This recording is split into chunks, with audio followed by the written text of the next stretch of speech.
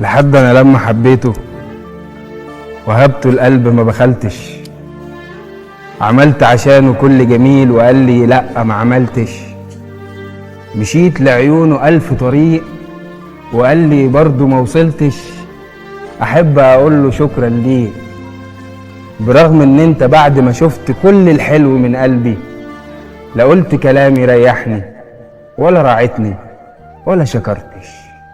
فشكرا ليك، وشكرا ليك عشان أحيتني من تاني، وشكرا ليك عشان جرحك كسرني بس قواني، وشكرا ليك عشان عرفتني إنه في ناس بتبيع رخيص جدا وكنت فاكرها شرياني. فشكرا ليك، وشكرا ليك وصل واجبك.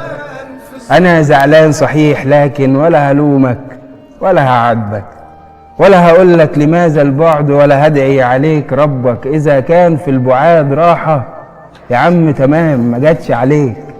أخدت من الحياة مساحة، سنين البعد هتخليني أبقى نسيك، برغم إن أنت سبت إيديا لما مسكت أنا في إيديك. لكن والله هفرح لك إذا شفتك في يوم مرتاح، ولو علشان مشيت عادي هقول كان شر يلا وراح.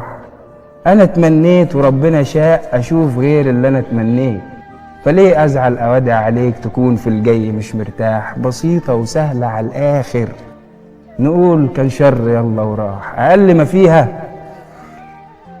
ما فيها أعرف أعيش، أقل ما فيها بطل حزن وأنا قلبي شبع تلطيش، أقل ما فيها أعرف أداوي ظهر اداك أمان وإنت مليته من إيديك خرابيش. لحد أنا لما حبيته شلت جراحه على كتفي وما قدرنيش، وصنت وجوده والعشرة وهو خذلني وما صنيش.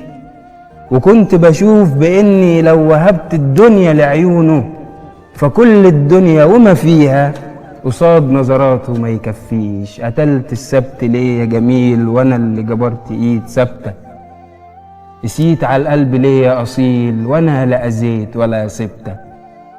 يا رب تكون تمام مرضي وراضي بحزني وبطردي، وراضي بشعري وبسردي ومتهني بوجودك فوق حدود ارضي. يا رب تكون تمام وسعيد بجد بجد. شكرا ليك، شكرا ليك على الايام، شكر بجد مش بكلام. جميل وهشيله فوق الراس عشان لو كنا كملنا ما كنتش هعرف ان الدنيا مليانة بناس اوهام.